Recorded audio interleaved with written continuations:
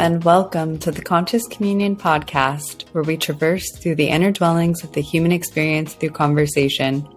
I'm your host, Danae. Join me as we explore the interconnection of creativity and community.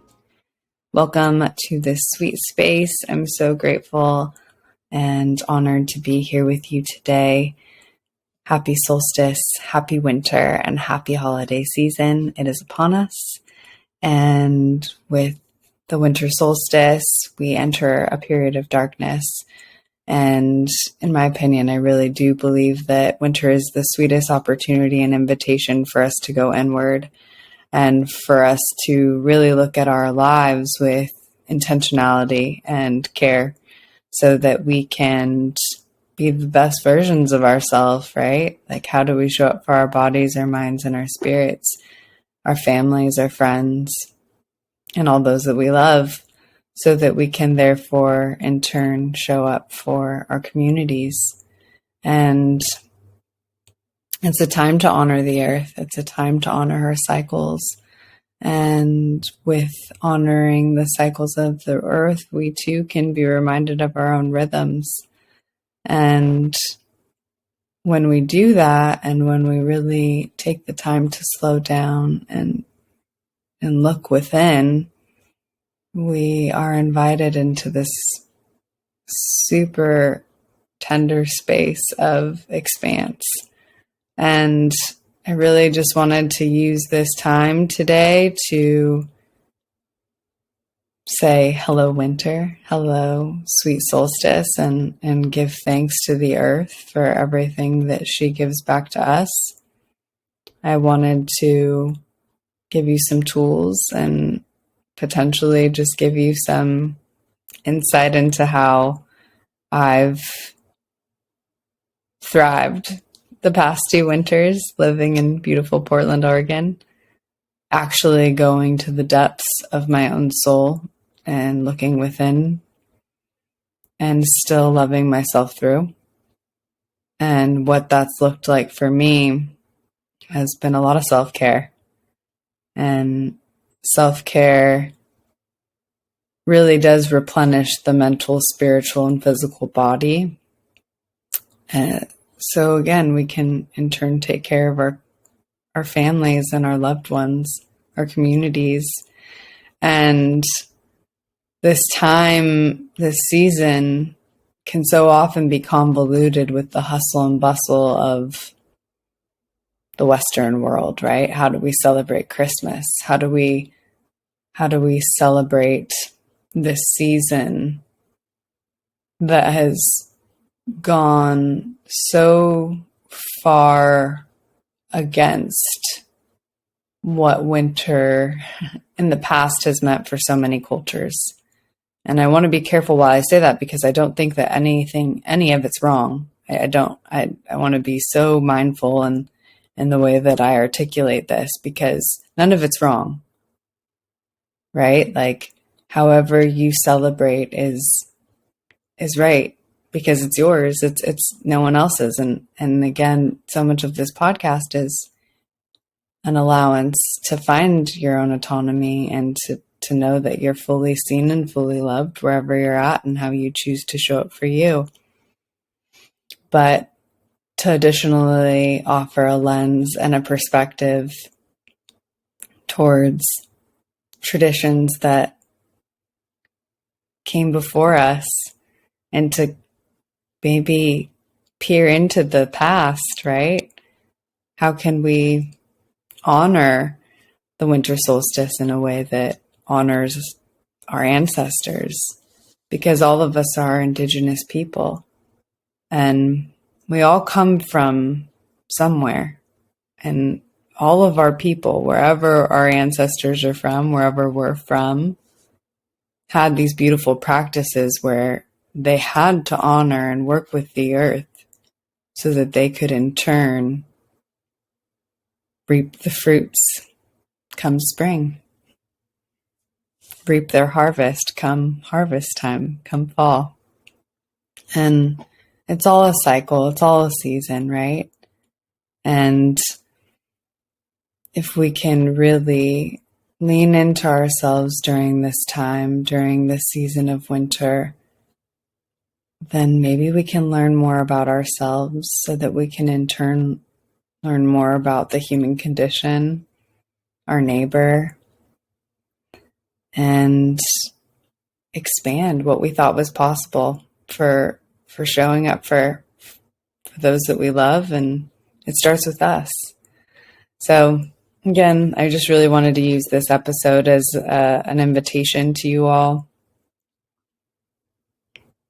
to use this season as a space to look within, to love yourself, so that you can go so deeply in that space to love yourself, see yourself, know yourself. And then when you feel ready, that you can go out and love the world. And that's so much of my heart and what I aim to emulate in this podcast, and just really what my passion is for life. And having had the chance to winter alongside the earth in 2020, I learned so much about myself. I learned so much about myself, and I learned how to care for myself in a really deep way that previously I knew these tools, but I guess I didn't know how to integrate them in a healthy way.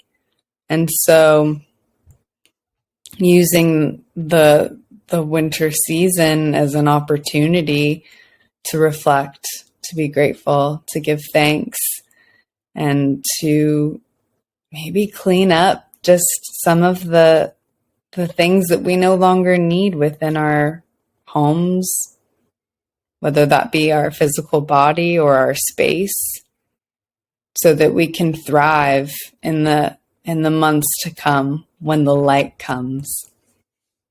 And the holiday season is such a special time because we do get to give gifts and love on the people that we love and share wonderful meals with them. And with that also comes the dualistic nature that it can also be a really challenging and deeply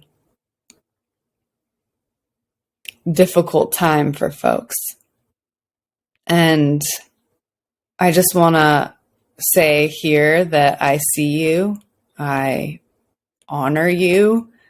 I know that the holidays can be hard. I miss my family, like I'm not with them. And, I think with my husband and missing his dad, I miss his dad, but I don't know what it's like to lose someone that close to me yet. And I know I will, but it pains me to know that that's just a part of the cycles that we all experience here on this earthly plane. And with the deep anguish is that dualistic nature, that there's also a season of celebration in the happening. So again, winter, here we are. May we honor ourselves first so that we can be of service to those that we love and those that love us. May we be attuned to how our bodies are processing and experiencing this time. And really just staying awake and aware to the rhythms within our own bodies, within our own spirits, within our own minds. And some of the tools that have been really helpful for me, breathing, it has to be the first, because breath work first unveiled to me the darkness within the depths of my soul and everything that I had left hidden for so long. my first winter here. I took myself through that process, and it was a beautiful one, yet it was done with a bit of a lack of intention. And I can say that now, knowing that I can own up to that, because I did it somewhat blindly, and I don't advise that for anyone. And I want to just, I wish I would have maybe said that a little bit clearer, or with a little bit more of a warning or a disclaimer in the first episode, that while I did take myself through that process with breath work, I don't necessarily recommend that that be done solo. I think that when you take yourself through a rebirthing breathwork experience, it should be done with a facilitator and someone who knows what they're doing. However, with the breath, we all have access to it. And so my invitation to you with the breath and using it as a tool is to explore it, to play with it. Utilize the sensations that you get to feel in your own body. Play with your inhales. Play with your exhales. And see where it takes you. I mean, there's such a unique opportunity that you have when you get to just allow yourself to feel what it feels like to inhale and to hold your breath and to release your breath and to potentially push out your breath with a little bit more force, and then giving it some friction, or like whatever you want to do, whatever you feel called to do in a way that feels good for you and your body, do that and see where it takes you. Like, so much of self-care is finding the intuitive flow within your own body and your own mind and your own spirit to do what feels good for you. Right? And that can take time to know what feels good, because I think we get so detached from the feeling aspect of life. But again, use this season as an opportunity, as an invitation, because the earth is, again, just in my opinion, our greatest teacher, our greatest mirror. Wherever you live, regardless of how much the earth shifts in winter, she is shifting nonetheless. And you can see it with the leaves falling, the temperature dropping, rain, snow, just a simple hush that kind of falls on the earth. It's inevitable and so needed. So needed. And we too need that same space. We too need that same hush. And the silence. It's just, again, an invitation to see yourself with the silence, with the peace, and with the intention to love yourself as you are through it all. And yeah, it's just a really great time of year. Winter has easily become one of my favorite seasons, which is so funny because I hate being cold. I don't mind bundling up, but I have such a hard time staying warm. And I have a tiny body and just so many layers to pack on. And it's not my favorite thing to do, but it's necessary to spend time with the earth, even when I'm freezing, even when I don't want to necessarily go out sometimes. And a few weeks ago, it snowed, and it was an early snow, and I was so grateful for it because the snow really just teaches us so much about the movement of water and the way that water takes shape, and really just the stillness that falls upon the earth. And it is so magical and mystical to me to see snow because, again, I'm a California native. It feels so foreign to me still to see it. And when I went to go take myself to the creek, it was like such a challenge because it was so warm and cozy inside. I had my tea, there was a fire going. It was such a lovely space that my husband and I had created inside our home. We had candles going, and there's just a whole vibe inside. And to bundle up and take myself outside, I just knew that there was something waiting for me. I knew that there was a lesson to be learned, to sit with the earth, to sit with the creek, and to hear what she had to say to me that day. And as I was walking down to the creek, I was so cold and somewhat uncomfortable. I was pretty uncomfortable, and just reminded myself to breathe, not hold my breath, because so often when we're uncomfortable, we hold our breath. And just to release that from myself, from my own body, from my own mind, from my own spirit.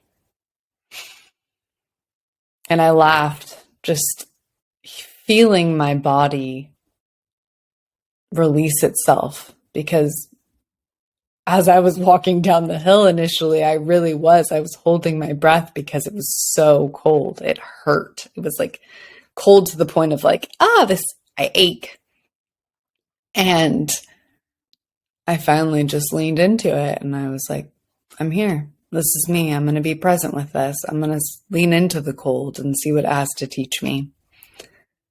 And it just was like this sweet breath of fresh air of,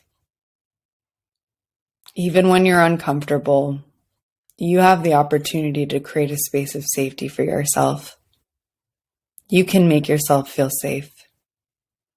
And I know that that can be hard for some folks, because if they're not in a safe environment, then that's another thing.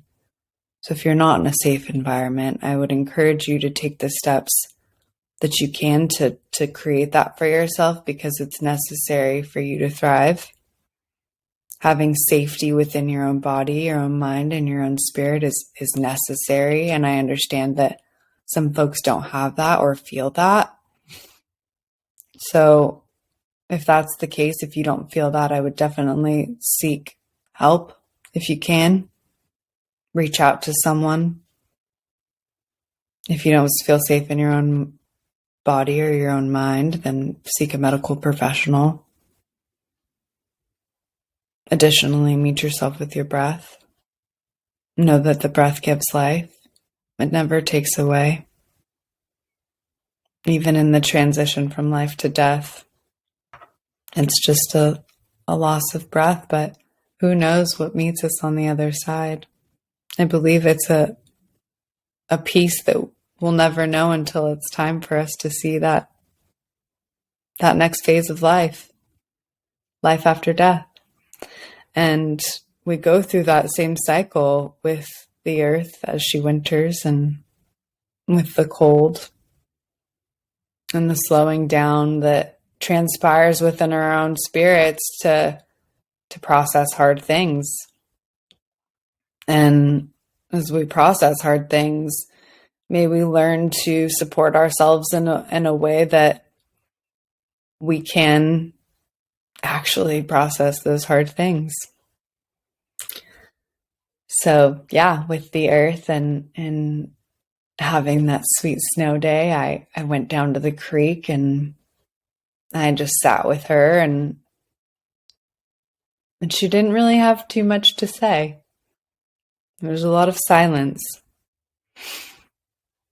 And sweet hush just kind of dawned upon me, and it was really just a sense of presence and a sense of be here now.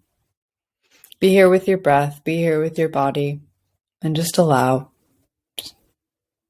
It was really, really simple. I was looking for this like grand conversation with Gaia. And what I was met with was just be. And so much of us meeting our pain and meeting the hard things that we go through is really that. It's us just being, allowing ourselves to see our pain, allowing ourselves to feel our pain.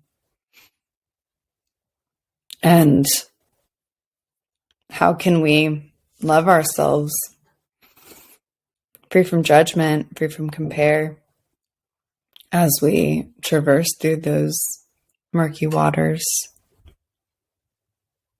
And how can we decompose and decompress those achy parts of ourselves, our experience? And I really do believe that it's just more of an opportunity, more of an invitation for us to fully know ourselves and others, because we all go through these hard things and so often we don't talk about them. But in sharing our stories and being vulnerable with folks, then we really can create this sense of safety for us all, for this planet. And yeah, so the tools that have really supported me, again, I mentioned the breath, showing people that I care for them, that I love them. That is a vital part of my existence and who I am. For so long, I would get in my head about like, you're too much. You tell people that you care about them too much or whatever. I just got into this phase of thinking I was too much. And because I have so much love to share with folks and people, and especially people I love. And, you know, I've made it my purpose to follow spirit, and spirit has called me to this life of loving people and loving them in a way that shows them that I care. And this season, if I could encourage you to reach out to a friend, a family member that has been on your thoughts, you know, so often we think of people, right? And so often we do nothing about it. So often we just, oh, they're in our thoughts. Oh, I'll send them a nice thought and prayer. And that means the world. That's vital too, right? But what would it look like for you to take a little bit more time just to reach out, to send them a text, to give them a call? I'm sure it would mean the world, especially around the holidays, because again, you never know what someone else is going through. So this season, as all of us navigate the challenging season of the holidays and the challenging yet beautiful season of the holidays, right? It's multifaceted, to say the least. But if I could encourage you to just share with the folks that you love them, that means the world. And the more time we spend with the people that we love, doing things that fill us up, the more we get to store that energy within our bodies, so that when hard times come, we can be reminded that it's not all hard. There's always hope. There's always hope. But we need to store that hope. And we need to put it someplace in our soul and our spirit and our bodies and our minds and our hearts. So that when times get tough, because they will, it's inevitable.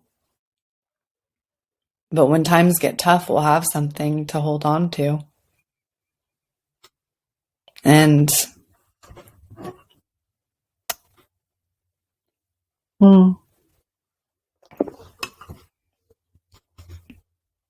So with that, with when times get tough, take care of yourself.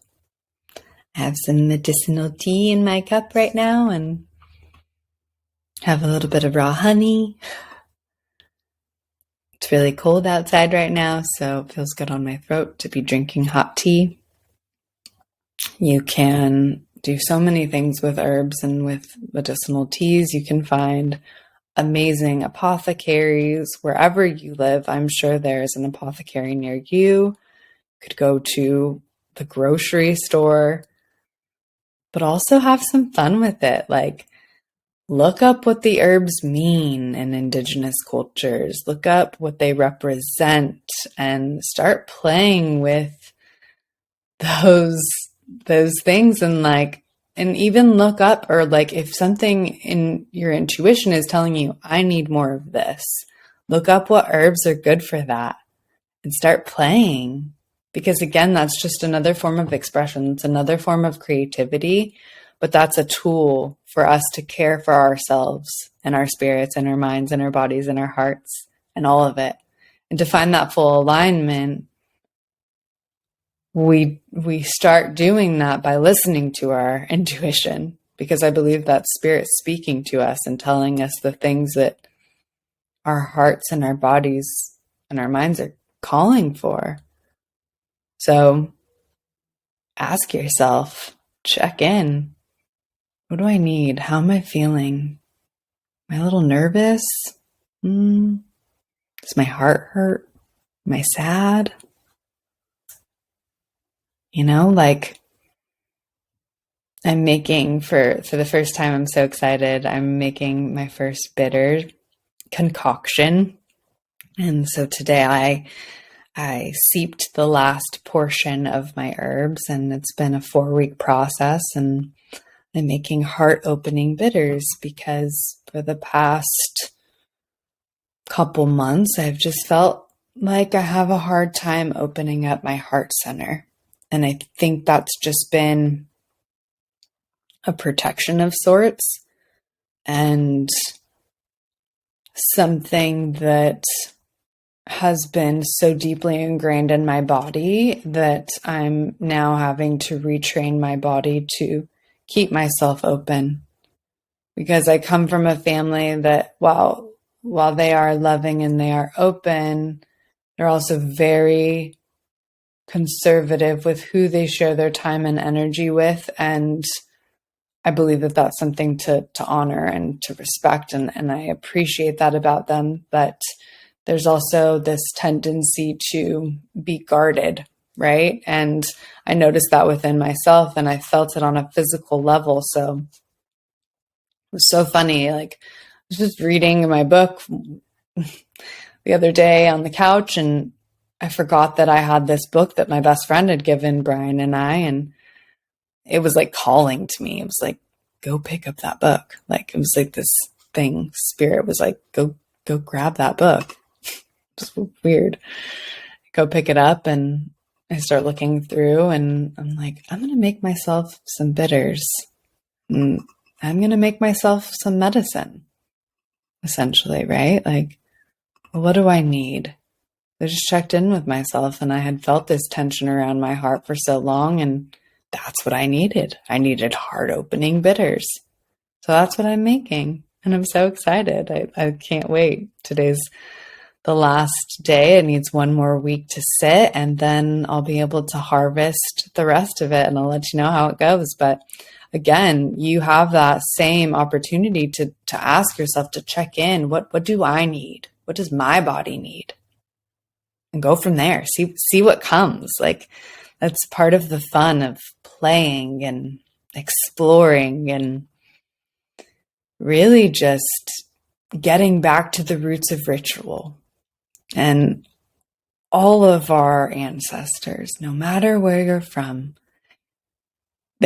we all are indigenous people. So I want to just lean into that, because we all had these practices that are ingrained in our hearts and our bodies and our beings. And it's time to return to the remembrance of it. And it's time to go back to those things.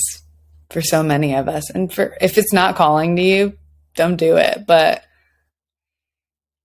the earth speaks with wisdom for us to hear, and those are the practices that I believe are calling us. It's the earth that's calling us.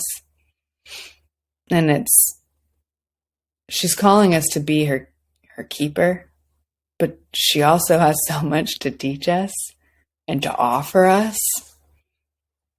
And may we be so lucky. May we be so fortunate to reap the benefits of what she has to teach us. So that's my other little tool.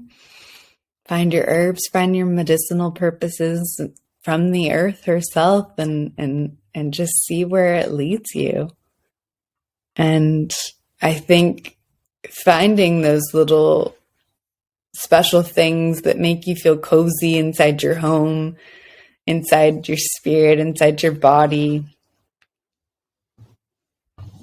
those are just additional practices that you can fine tune for yourself. And, you can literally make your own ritual, your own practice around what feels good for you. And that's like my favorite part about playing with self-care modalities is it doesn't need to look the same whenever you do it for yourself. Like, it could literally be what's calling to you in that time, in that space, in that moment.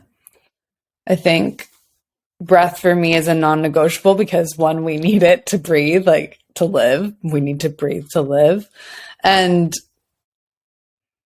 it's so accessible, right? Like, it's so accessible, and it meets us wherever we are with whatever we're doing. So whatever type of self-care ritual feels good for you, add a layer of breath, see what comes, and play with it. Like, have fun. And with that, I believe for me, prayer has been such a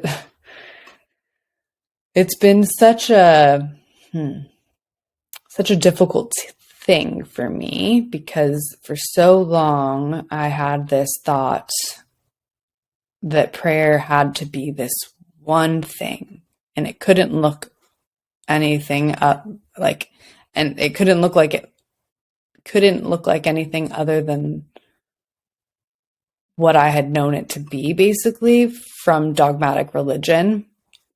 And until I found play through prayer, I made it seem like it was like this nasty thing that it wasn't. Like, it wasn't a nasty thing. It wasn't,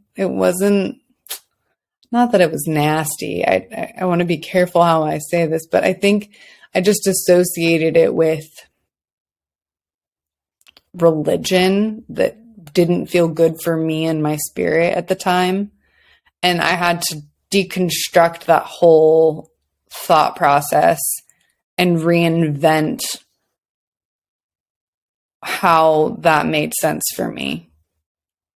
And so much of that was a return to the earth. So much of that was a return to my body, myself, my being.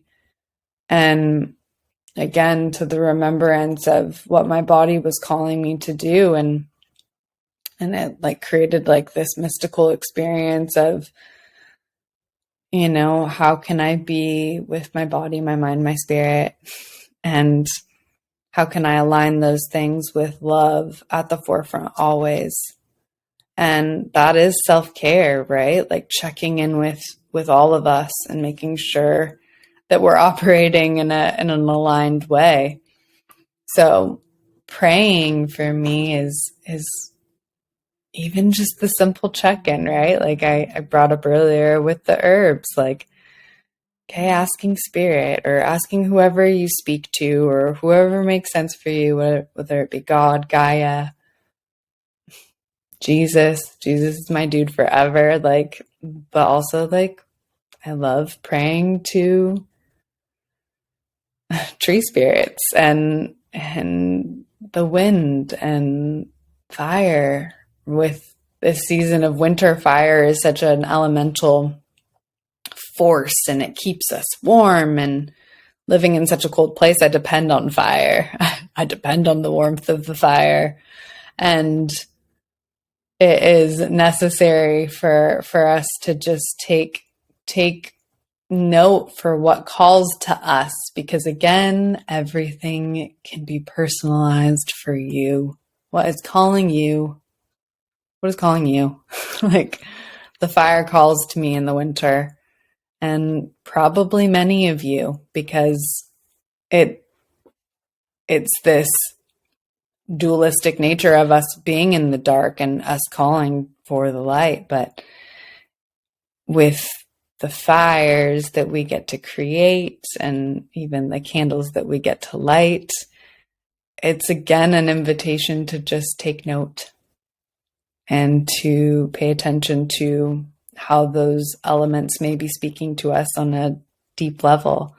And that can incorporate prayer, that can incorporate what comes through in the mind and the body and the spirit. And I believe that itself can be prayer, right? Like what's intuitively coming to the surface, and what is spirit trying to speak through me as I look upon this fire, or as I pay attention to the wind, or as I look up at the moon, or as I hug this tree, as I sit with this creek, whatever it may be for you, right? As I hug my cat, whatever. Like, what's coming through me? What conversation of communion with this thing is coming and intervening through my physical body, my vessel? What's trying to peek through?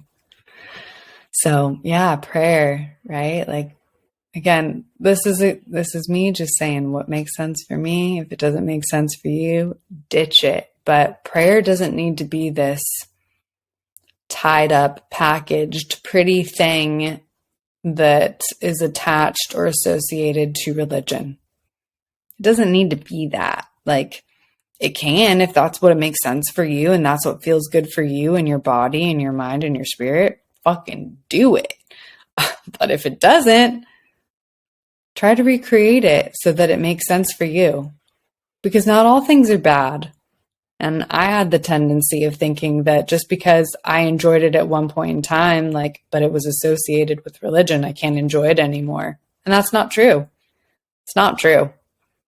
I always loved to pray from the time I was a little girl, but because it was associated with religion for a point in time, I didn't want to have anything to do with it.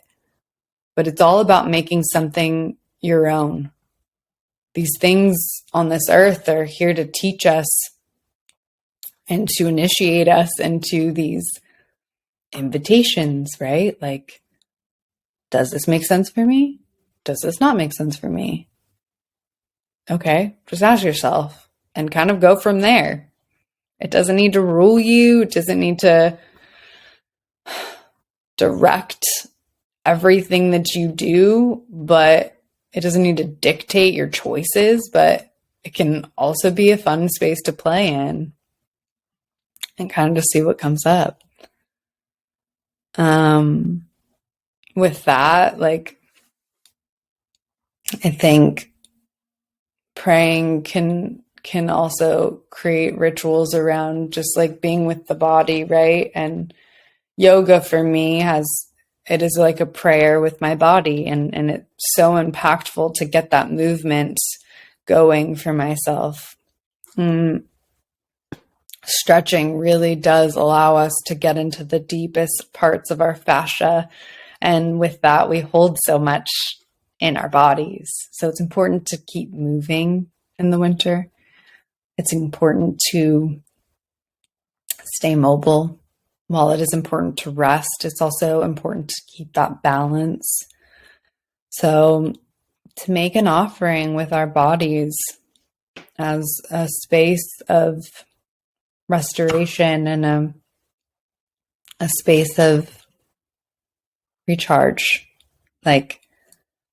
how can I recharge this vessel of mine so that I can in turn be of more service to my community and my family and my friends and myself. And with the body, you have an incredible new, like there's emotion that can be mobilized through the body, and it can be enacted like a prayer, right? Like you have a pain, you have an ache, like, okay, well, how do we move our body so that we can move through that pain in a way that's loving and kind and compassionate? And it's just another example of how we get to move through the flows of life and just be led by intuition, by our heart, by spirit, and do with that what you will, like, but the more we lean into the introspection of our own bodies, our minds, our spirits, we will be led to our own divine nature. I just believe that for everyone. And again, if you don't believe that, that's fine. That's on you, but it's your opinion. I don't want to say that's on you because I don't want to make it come off as judgmental. It's just that's your opinion. That's your thing. For me, I just believe that we all have an intuitive nature that's connected to source and all that we are and all that nature is. And there's potency there. There's power there. And I just want to encourage you to lean into that this season of winter, so that you can make an offering with your whole self to be of service, to explore more of the true nature of who you are, who your ancestors saw you to be, right?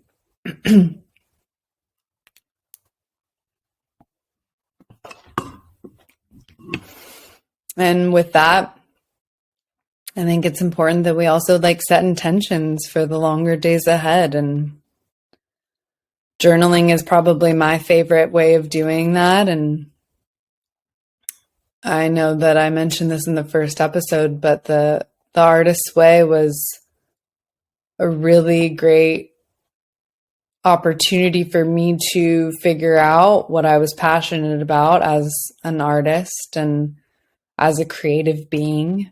And I believe that we are all creative beings put on this planet to find the unique sense of expression that we contain.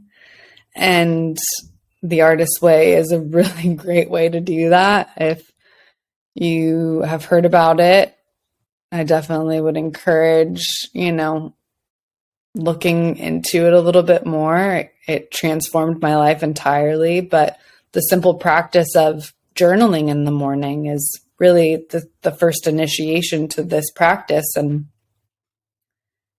I try to journal every morning, and I know that when I don't, there's something different in my movement, my mind, all of it. And I just feel more aligned when I journal. And that's just, I think, because I have the opportunity to put my thoughts onto a space, onto paper,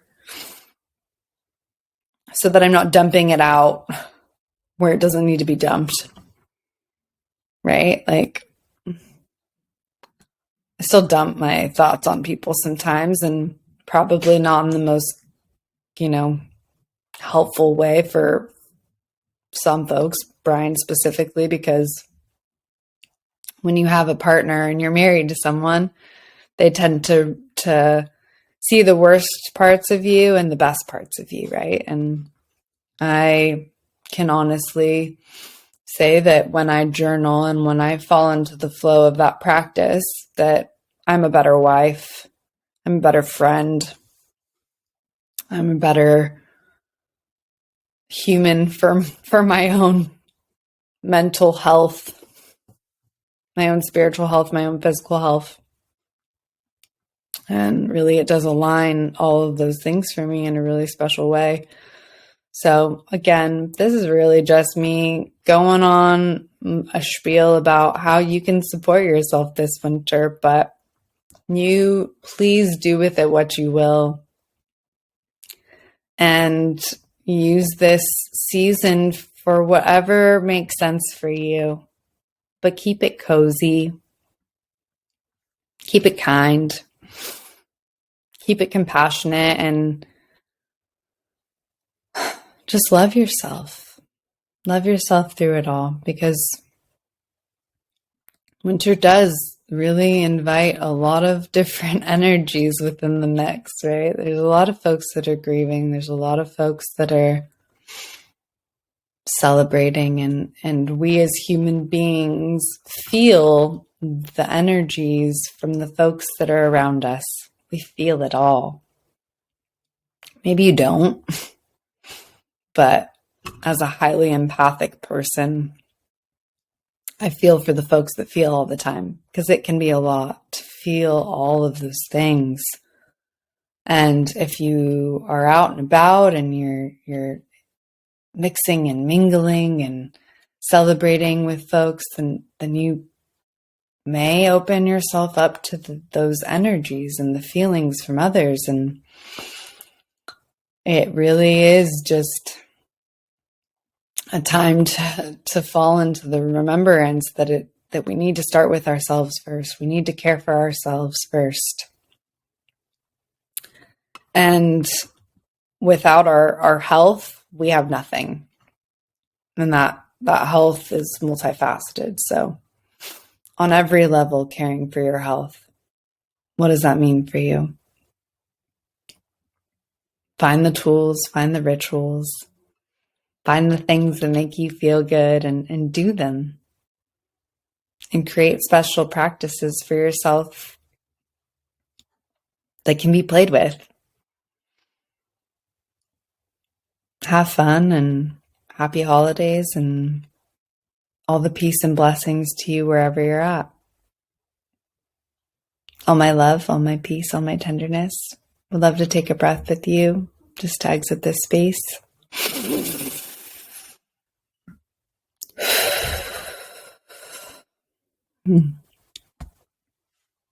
I honor you and your own evolve. I honor you and your rhythms. I honor you and your wintering and all the seasons to come. Sending you off with all of my love, all of my peace, and all of my blessings. Bye. Hey there, it's Danae again. Just wanted to say thank you for sharing your time and energy with me. If this podcast resonates, please like, subscribe, follow, and share if you're willing. Reviews help too, so if you're feeling the vibe, please leave a review where you can. Sending all the love. Peace.